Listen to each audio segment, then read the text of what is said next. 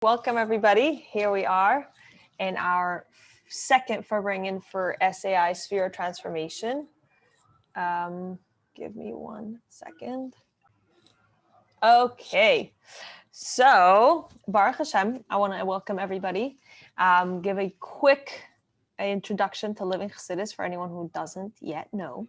Living Chassidus is an organization primarily based in Crown Heights where we care for women. We originally started with Bali Tshuva that came after seminary, and they wanted to come to Crown Heights, find their zivug and work, and be in the Crown Heights community. And Baruch Hashem, we realized that Crown Heights is big. It's very big, and we decided to be there for them and just be that next level of community and that next level Chabad house. And once we opened our doors, people came coming. So we have the great schus of being the next step after seminary for many. And also now it's been 8 years. So many of our members got married and moved out, and I guess we call them alumni now. So we have the great schus of taking care of women post-seminary here in Crown Heights, but also thanks to Zoom, we're able to cater to everyone from all over. So welcome everybody.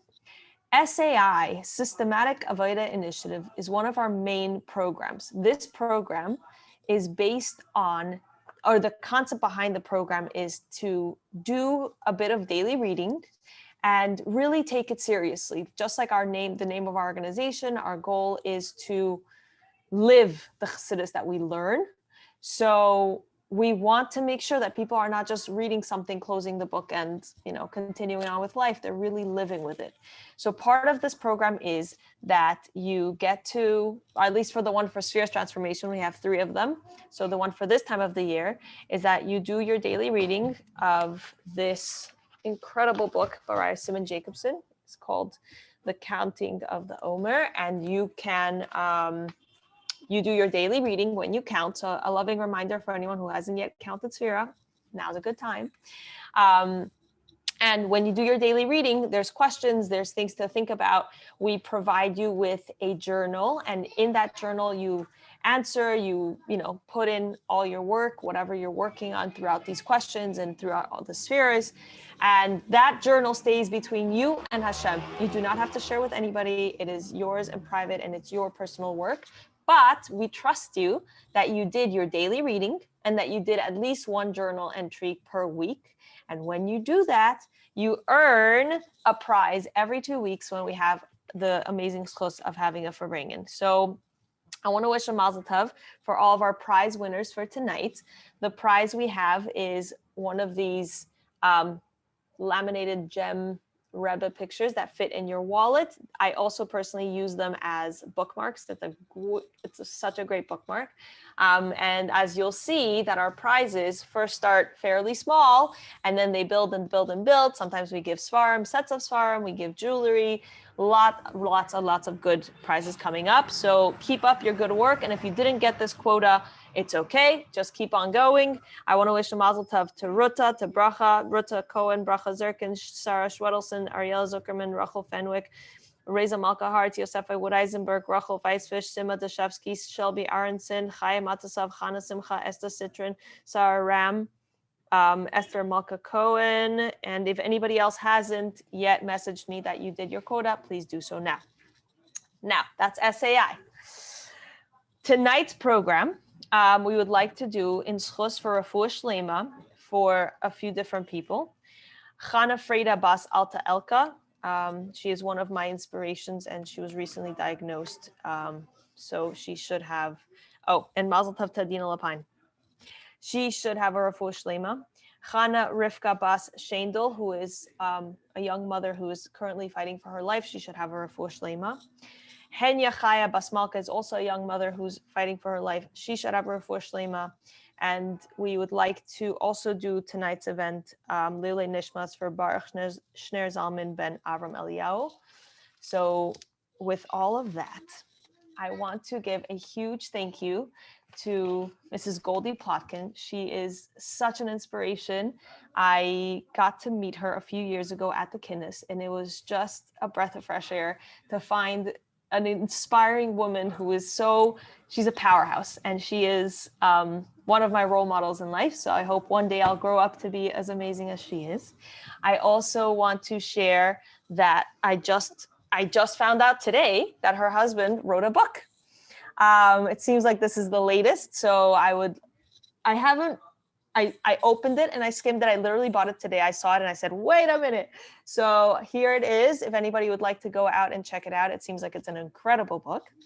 And her husband are on Shlichus in Markham, I hope I'm saying that right, in Thornhill, Ontario. And she is also the director of Torah Tots Preschool.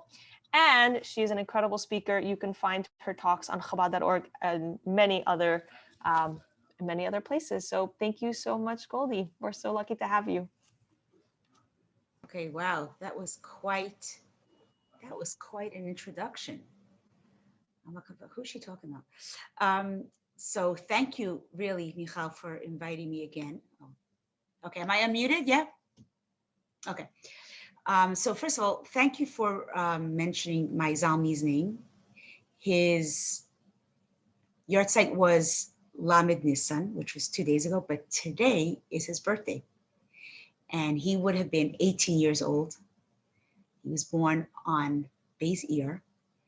And my son Zalmi was born with Down syndrome. And you can imagine, you're a child, special needs, caught us by surprise. But we kept thinking, Beis Iyar, SheB'Tiferes. It can't get holier than that. It can't get more perfect than that. It can't get, and every time we went through struggles, we just kept telling ourselves, this is not your typical child. This is a very, very Halakha child born on Beis Iyar, Lechatchila Rebbe, and he lived his life like that. Maybe I'll talk a little bit about him. He was actually, I'm going to get a picture to show you because I need to show you how gorgeous he is. Hold on.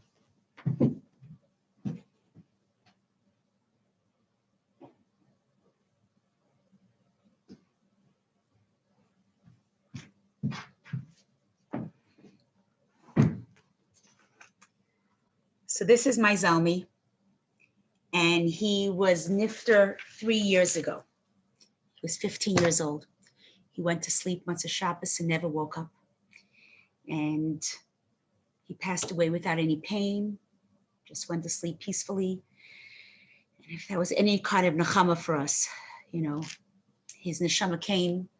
And I'll tell you, when you talk about role models in life, it's very interesting, but Broya in the Gemara was one of my role models. Ever since I started uncovering women in Jewish history, Broya really struck me. I just felt that she was a very, very feisty, smart, charismatic woman. And then there was a story that you must have heard, is how her 2 sons were nifter on Shabbos, and she covered them and left and closed the door and didn't say a word to her husband, Reb Meir. And after Shabbos, she says to her husband, you're a big tzaddik, you'll know the answer. If someone gives you a loan and they come back to take it, are you supposed to give it back? And he goes, of course, avada. So she says, the Eibishter loaned us 2 holy neshamas, and he came this Shabbos and took them back. And for some reason, everybody finds something in our, whether a Rabbeim or something in the Chumash, something in Tanakh that resonates with you, because we're all different and our neshamas resonate different ways. Broya's story resonated with me. Now, this book that you just showed, Michal, so my husband, because he's a shliach, one of the things that shluchim are very busy with, unfortunately, is they're counseling a lot of people and helping a lot of people during shiva houses. And every time my husband would go to a shiva house, my husband would give him a book on, how to deal during the days of Shiva and the year and the Shloshim. And they would sit and bombard him day after day, but tell us more about the neshama, tell us more about, revival of the dead. What if I miss my child? What if I miss my parent? How do I connect? Or when Mashiach comes, will I recognize them? And my husband felt so bad. Like every time he walked out, he was like, I wish I can give them something. And then 10 years ago, he decided I'm just gonna write the book. So based on Chassidus and Kabbalah and everything else, he wrote this book. It literally took him over 10 years. And it was almost completed like after Zami was nifter. And when we sat down with our children during Shiva, everything that my husband had written in that book was what helped our family. It just helped us with the mourning because he had researched this so much. He knew sources for everything. What does the Alter Rebbe say? What does Gemara say? What does the Rebbe say on this? And the Rebbe say that this was a very, very tremendous healing for us. And then he sent it to the editor and it was just published, and shluchim all over the world are buying it now because every shliach needs to go to a home. But it's not just for shluchim, it's really for all of us. You always want to know, everyone has a bubby or a zaidi that passed away, and you want to know what happens and what happens when Mashiach comes, and how can we help that neshama when the day of the yard sale? What can we do with the neshama? So I know that's a little bit of a sidetrack, but it's an excellent book, Michal, and I'm going to tell my husband that you picked it up. We get it's so funny, but when you write a book, you'll see it's it's a lot of nachas when someone picks up your book. It's like showing off your baby. It's like really very beautiful. So tonight's topic was the urgency of Mashiach. Am I right? So it's interesting because we just today is a few days after Chav Ches Nisan, 30 years since the Rebbe told us gave us that faithful Farbrengen that shocked the whole world. And I'm just going to read some of it in English, where the Rebbe says, how is it, okay, the recent emphasis on the imminence of redemption, especially at this time, arouses an incredulous question. How is it possible that notwithstanding all these aspects, we have not yet brought about the coming of our righteous Mashiach in actuality, a matter which is completely beyond comprehension? Equally incredible that when 10, and many times 10 Jews gathered together and in an auspicious time with regard to Geula, and nevertheless they don't clamor and storm to cause the coming of Mashiach immediately and instantly. And it's acceptable to them, God forbid, that Mashiach won't come this night and also tomorrow. And also tomorrow our righteous Mashiach won't come, nor the day after tomorrow. Our righteous Mashiach won't come, God forbid.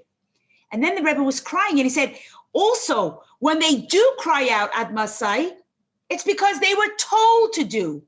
Have you ever gone to something where they go, okay, everyone scream Ad Masai, everyone goes, Ad Masai, Ad Masai. That drives me bananas.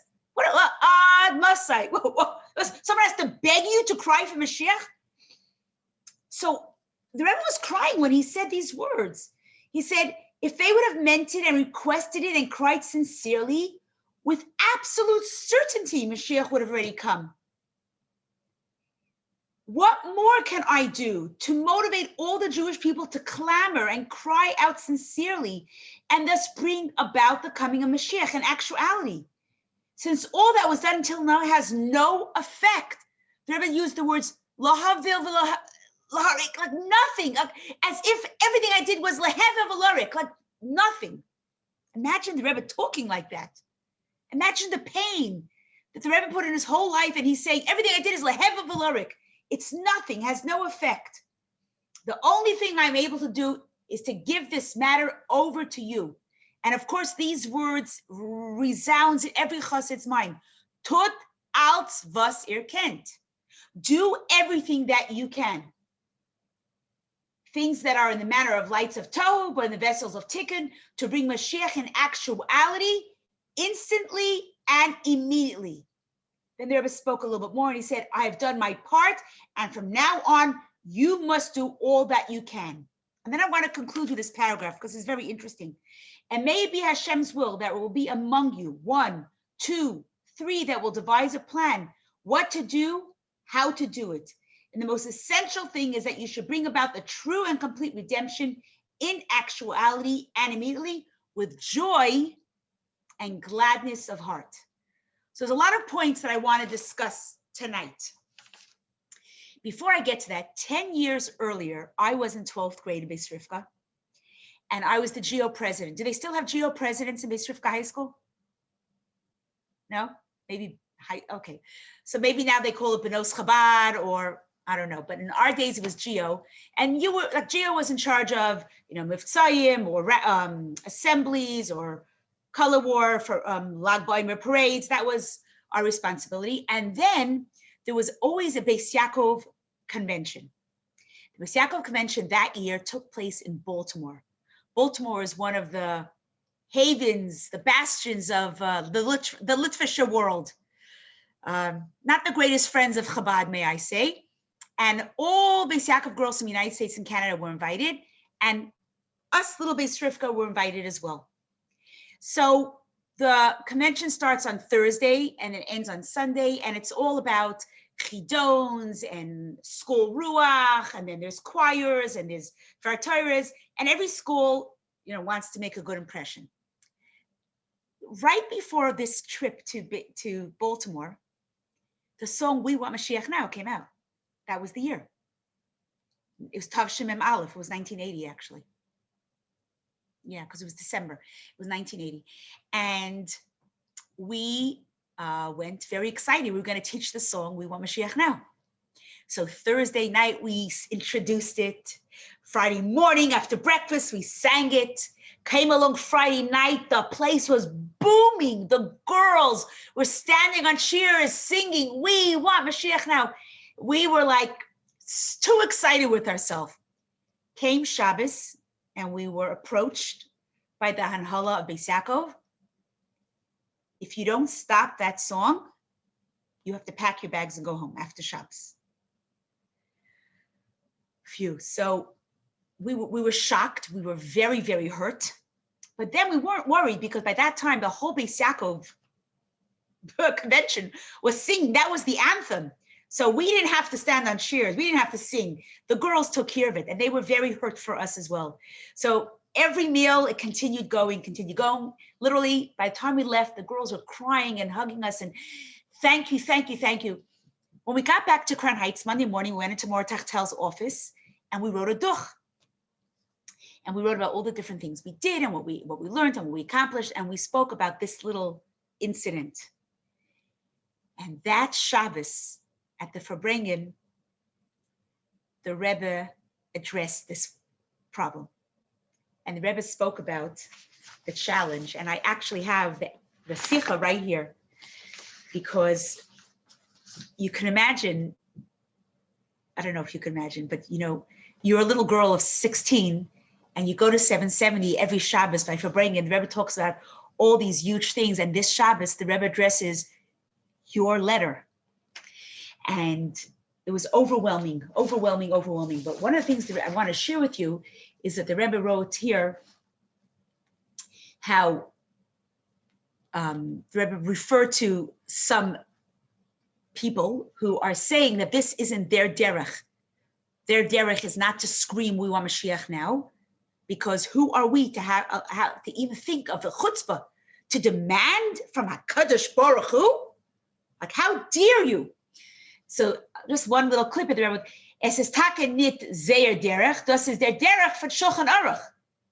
Der derech von Knesset HaGedolah, or der derech von jeder Id, was davent mit Perish Hamilas. And the Rebbe went on to say, what do you mean it's not their derech?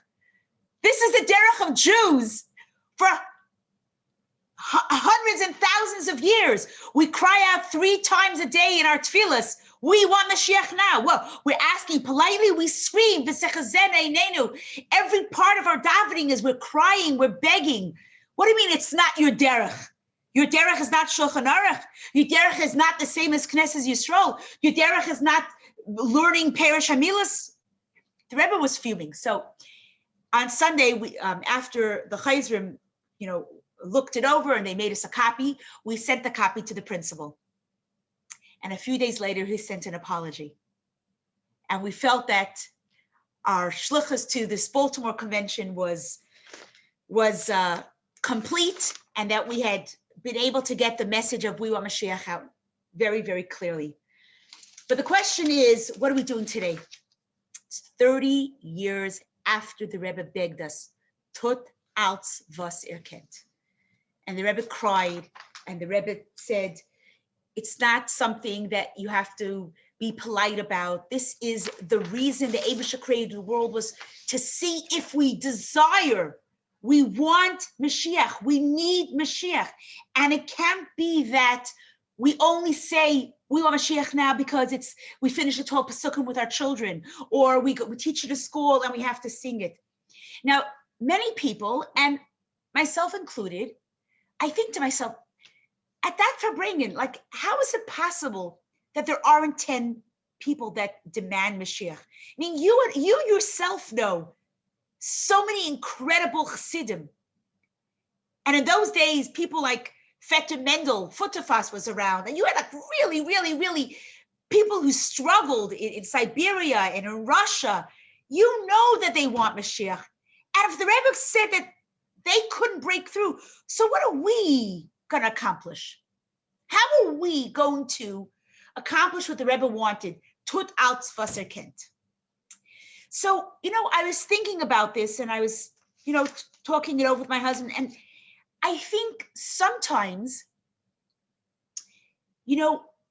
when your child falls and they have a scraped knee, or they hurt themselves, or, even my son, Zalmi, he looked Down syndrome, right? And he would go to the park and people would call him names. And because he was Downs, he didn't understand. And he thought those kids were being friendly. But in my heart, I couldn't breathe. The pain in my heart was so intense. His name was, we called him Zalmi. And I remember one specific episode in the park where I said, Zalmi, come down, the slide, whatever. And some very obnoxious children who probably weren't educated very well by their parents started screaming, zombie, zombie, and laughing at him. And all I could think of is, number one, Baruch Hashem, he doesn't understand that they were poking fun at him. But the pain, as I tell it to you now, my heart is right now in pain. And if I wasn't holding myself back, I would burst out into tears. Why is that? They weren't calling me zombie, but it's my child. And when you love someone, when they're hurt, you're in pain. And when the Rebbe was crying at Masai, and the Rebbe was crying, I maybe don't appreciate so much what Mashiach is, but I love the Rebbe so much that if the Rebbe is in pain, if our Rebbe is in pain, and if our Rebbe is crying about Mashiach, then that's enough for me to be in this intense awareness that I want Mashiach just because my Rebbe lived his whole life for Mashiach. For those of you who read Rebbetzin Chana's memoirs, she says from when he was a little boy, he dreamt and spoke about Mashiach. Now, you and I might think, well, every kid today speaks of Mashiach. 119 years ago, people weren't talking. The word Mashiach was not on people's lingo. The Rebbe was one that brought that. People were talking about Geula, but the word Mashiach has become such a common word. That's the Rebbe's doing. So the Rebbe thought about this as a child. That was his goal. Imagine the Rebbe standing Chav Ches Nisan, and his life's goal just hasn't come to fruition, and he was giving it up to us. That pain should be enough for us to cry at Masai, to do als was ken. Maybe we don't understand all, sometimes when you hear someone go, oh, so many people are struggling now with Yenamach, we need Mashiach. The Rebbe was saying we need Mashiach because of what Mashiach means to the world, that utopia, the purpose of the whole creation, to bring the Shekhinah down, not because someone is sick. we need Mashiach. Not because someone lost a parnasa, we need Mashiach. We need Mashiach because of what the whole world will be like when Mashiach comes. And that the Rebbe understood. And because we're connected to the Rebbe, it's easier for us to understand that. And everyone on Chav Ches Nissen this week, I'm sure you joined for bring-ins, because we know that this was our legacy. The Dor HaShvi was all one thing, to bring Mashiach. And there are many people that are like, I'm working on myself, I'm working on my midos, I'm working on, when I perfect myself, or when I become a true chassid, or when I become more frum, or when I become a more role model, then I'll teach. And the Rebbe was like saying, wait, we already shined the buttons. The buttons are shined. Now it's time for us to open our eyes and live a Geula Dika life. See that world, that potential. We don't have to worry so much about ourselves, what we have to do to make myself so that I can get schar, or it's about what can I do so I could do for others. There was a young college student who had come to Crown Heights for a Pagisha. And in those days, in the early days of the Pagishas, conventions, people, they had opportunities to go up to the Rebbe. And this young college student had a private yechidus with the Rebbe. And the Rebbe said to him, I hope when you leave now this convention, you'll go back to college, you'll make sure to put on tefillin on all the students. And the young man goes, well, I don't put on tefillin. So, I don't think I can inspire others. So the Rebbe said, doesn't matter about you. You're one thing, but you should deprive all the boys at university from putting on tefillin because you don't. In other words, everyone said, don't wait for yourself to get inspired. Go out there and put on tefillin. There's another interesting story of a young shliach who was out on shlichus for a while. And he says to his mashpia, I feel very uncomfortable being on shlichus. My mitzvahs, I'm not so muhuder, I'm not so machmir, and I don't feel like I'm the right role model for being a shliach. I think it's time for me to leave. And his mashpia said to him, wait, you think when the Rebbe sent you on shlichus, the Rebbe didn't know who you are? The Rebbe knows who you are. But he sent you anyway because you can accomplish many more things and you could be the Rebbe's arm in your city. So you have no right to worry about yourself and your status. You just take care about getting the world ready for Mashiach. You just worry about what you have to do. And then by osmosis, you'll grow. And last night I was bringing with a group of 12, 13-year-olds, 7th and 8th graders here in Toronto. And I had a list of questions. They were on the table here a minute ago. Questions like, what's wrong with watching movies? Why can't I wear leggings? Is it okay for me to wear pajamas at night, or do I have to wear a nightgown? These are really little struggles for little girls. And it was all about what if my friend next to me sits in during lunchtime and she sings non-Jewish music and she talks, what should I do? And I gave them my pickle analogy, which I just feel like it's so simple, but it makes so much sense. If you ever wanted to make pickles at home, you take cucumbers, you put them into a jar with herbs, dill and basil and salt and black pepper, and you put in fresh garlic, all these beautiful things. And you leave the cucumbers in the jar, leave them for a few weeks, maybe a few months. When you take it out, you've got a pickle. Now, you did nothing. You didn't have to stand there or fry it or stir fry it or roast it or barbecue, nothing. You took the cucumber, you stuck it in a jar, put it away with a few herbs, out comes a pickle. You can never unpickle a pickle. You know that, right? Once a pickle is a pickle, it's done. And you can't put it back in a jar for another 2 months in water and say, oh, it will reverse to a cucumber. No. It's been pickled, it's done. As I was telling the girls, just pickle yourself with the right things. Don't worry about what you can't do, what you can't wear, what music you can't listen to, what movies you can't. Just immerse yourself with good things. Watch beautiful inspirational videos. Listen to good music. Go with your friends to visit people. Do miftzayim, do visit the sick, volunteer, just do good. And by the time you've done this enough, you'll realize, whoa, I don't even have those issues. I'm already a pickle. And I think in a way, this is what we have to do to get ready for Mashiach. We just have to learn in Yanei Geula Mashiach. We can't see it. There was like, oh, what am I? I'm such a gashmistic person. I'll never understand Geula. I'll never appreciate that level that I was talking about. Just learn it. And as we learn, we become inspired.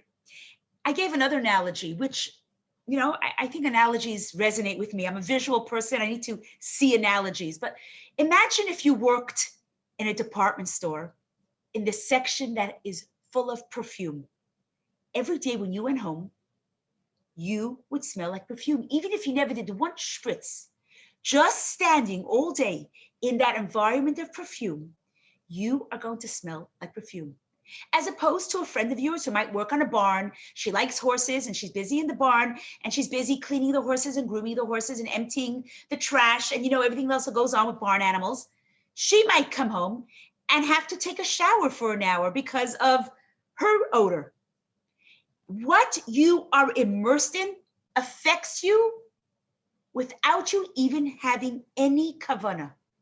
So when we learn and when we bring and when we just watch Gem and Living Torah, and it's just the words of the Rebbe and the Rebbe's words about Mashiach and the more of the Geula, it just becomes part of who we are. And these are the words that come out.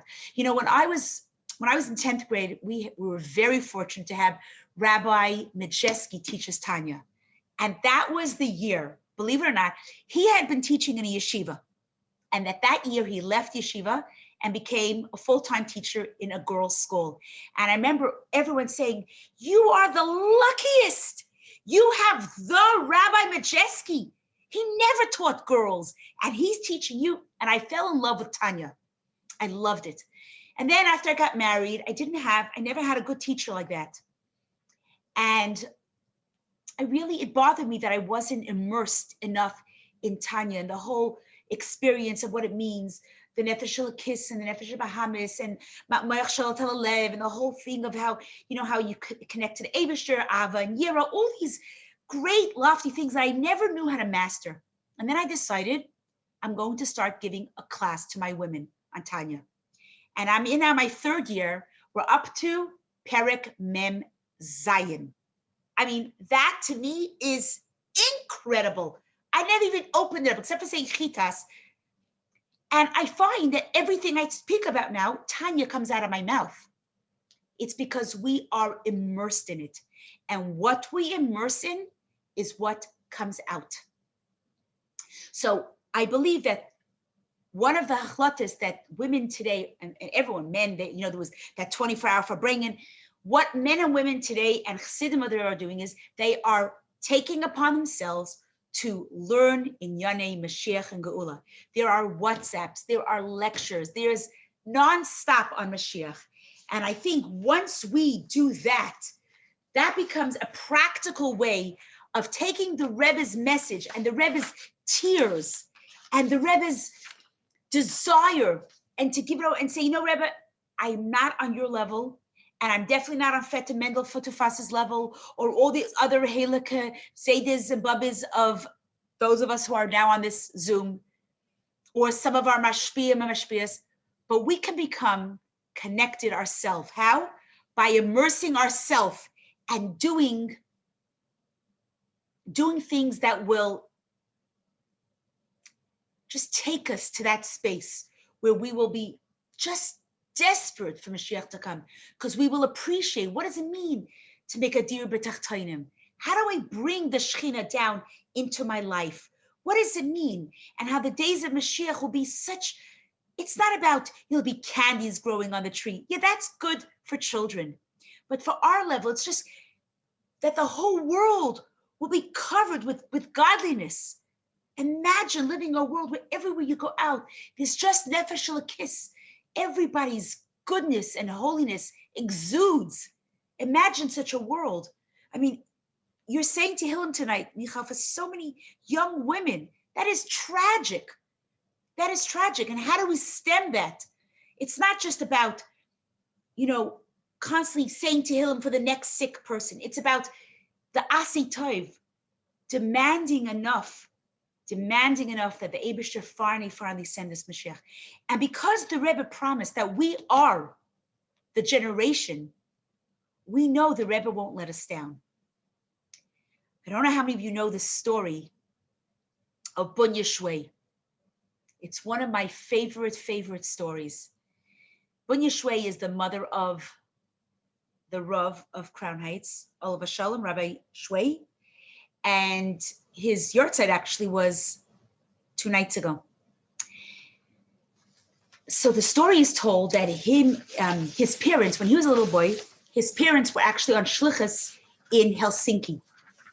And it was in the early starts of the World War, and the Nazis came in and invaded their town. So his parents, there was parents, a girl, and 3 sons. The parents started to run to Siberia because that's where all the Lubavitchers ran. And unfortunately, the father got very sick and they got disconnected from the group. The father got sick, he died. The daughter died. And Bunya, the mother, was left alone with 3 young sons. And she was forced to find room and board in this non-Jewish city and became a housekeeper. And her children were not allowed to say a word that they were Jewish. So week after week after week, she was raising her children undercover as Jews. They couldn't celebrate Shabbos. There was no benching lich. There was no kiddush. There was no shalom aleichem. There was no yeshiva. There was nothing. And as weeks and months went by, Bunya was petrified that her children were not going to know they're Jewish. So one day she was in town. There was a big fear, a food fear. She was in town buying things for her employer. And she notices a fellow that looks like a Lubavitcher. He's like a full beard. And she looked at him and he looked back at her and realized she also looked like a Lubavitcher, like a Chabad Chassid. So he made a motion to go to the back of the building and he asked her, who are you? And she said her name.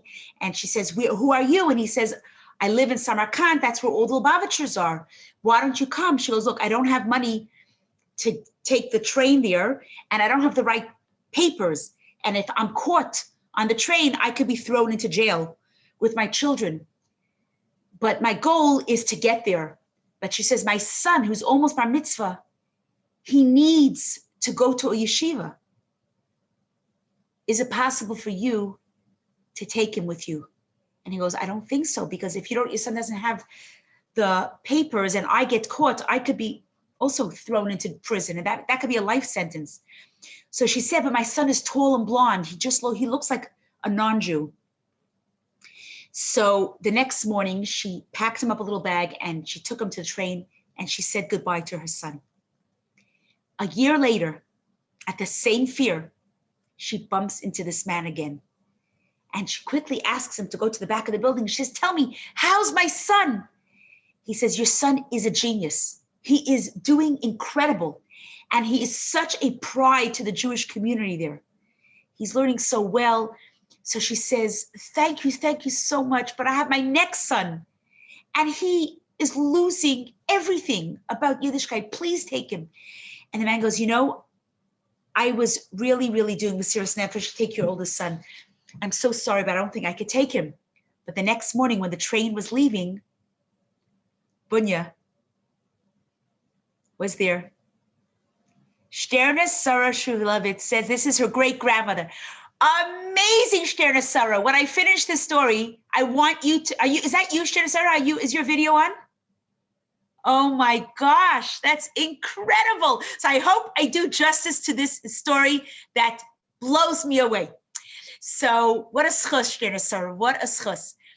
So she says, please take my second son. And the next morning, despite the man's refusal, she took her second son and with his little valise, She pushes him onto the train and she says to him, I promise you, Yingala, I'm going to come back. I'm going to see you. Anyway, the next year, this man comes back.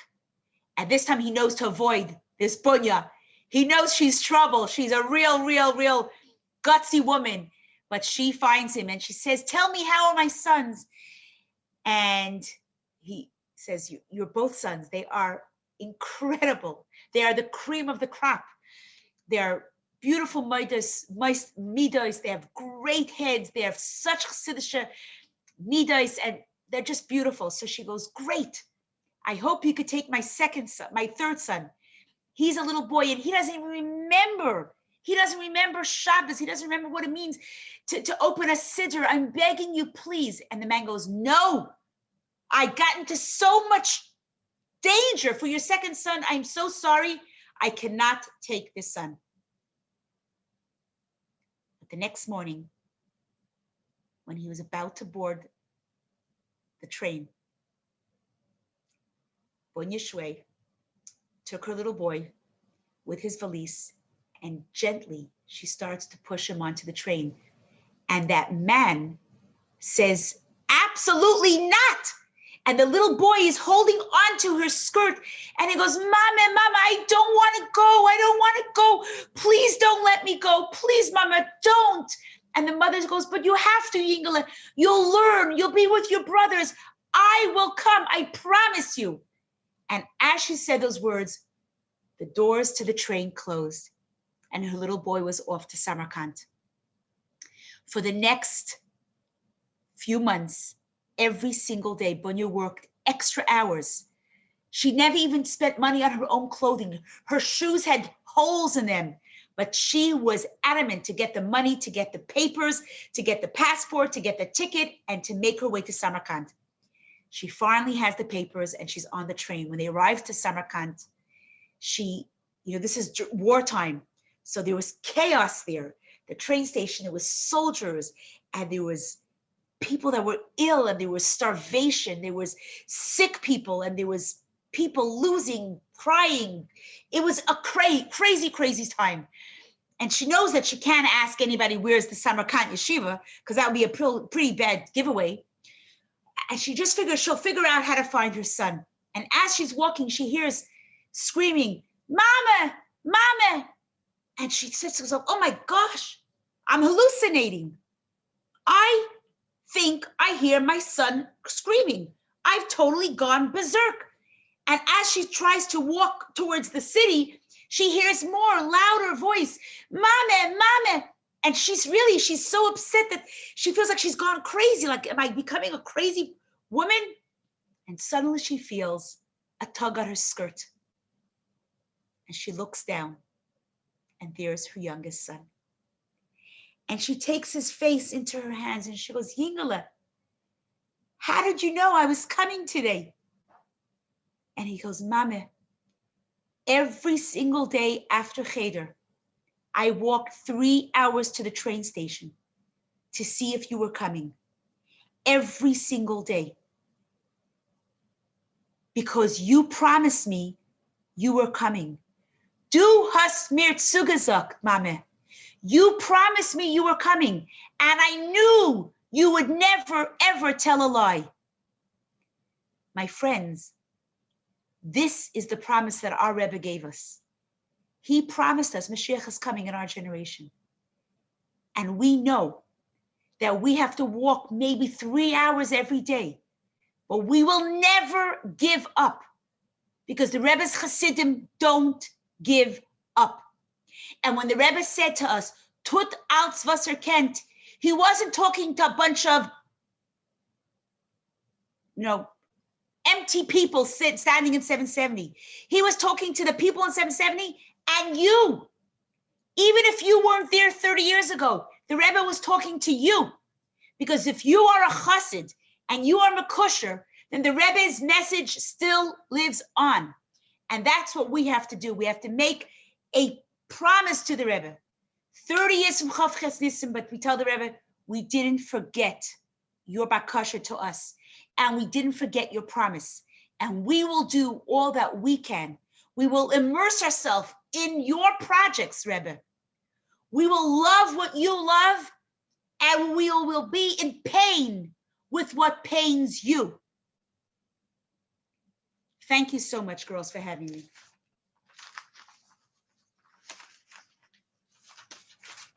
Thank you so much. That was so incredible and so true to the core. I think that's the beauty, that we have to keep carrying this message alive. It's not just something that happened. It's not just something that was what it was. It's alive now. So thank you so much. I also wanted to share that I found these, also an incredible resource for really living with this Chassidus, living with this concept of Mashiach. And our whole message, I for anyone who doesn't yet know, that our logo has glasses. Because when we learn this way, when we learn with such an oomph, as Goldie is speaking about, we really begin to see the world through Hashem's eyes. We begin to see the world through the revelation of Mashiach. We begin to see the world through Mashiach. So thank you so much. If everybody is up for it, we have here at Living Chassidus, we have a tradition. It's called a Zoom selfie, where we have the great zchus of taking a picture together with our speaker. Goldie, are you up for that? Okay, sure. Yeah, okay. So if everybody would like, for a few minutes or a few seconds, if you want to, you don't have to, but if you'd like to turn on your camera, and Bracha is going to let us know. I mean, we should always smile, but let us know when to smile. And I guess Goldie will let us know when she's ready. Yeah, I don't know how I turn that off. Yeah. Yeah. Okay, everybody smile. Okay, got it. Yay. Thank you so much. And thank you so much, everybody, for joining. Thank you so much, Goldie, for sharing. If anybody has any questions, please feel free to. Can I say something? Thank you so much. That was so special and was so meaningful to hear. I was coming right on the right time. It was very meaningful. Also, just it's the same time as that. Hopefully now we're not we're not just waiting. We're it's not just waiting by the train station. We're it's inner work. It's inner Avaida. It's welcoming. It's accepting.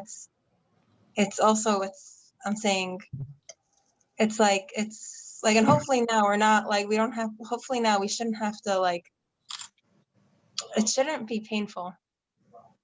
It shouldn't be we shouldn't I guess Rabbi Shway had to do a lot to do these things. Which one of the sons are you a granddaughter of? Rabbi Shway. So who's the mother? What? Your mother or your father is my father. So my father's the second son. Okay. Because Rifki, your Aunt Rifki, was a good friend of mine. Oh wow, that's so nice. I love how you said it. It was so special. Yeah, so meaningful. No, it was just hopefully they did that then. Because of that, what my grandfather did, Baruch Hashem, I was able to my father was born from, and I was able to, I'm around today, my grandfather survived physically, spiritually, and I guess, but now hopefully we should it's a lot of shifts now. It's hopefully we're not, it shouldn't be painful. We could be able to learn Torah and love Torah at the same time. Really live to this, but live to this and love it. And it shouldn't be painful. It doesn't have to be beautiful. I'm forcing myself to be I'm forcing myself. It's not forced, it's enjoyable. It could be, it should feel good. Hopefully. A fun pickling process. Okay, thank you so much, Michal, again. Thank you. Thank you, everybody.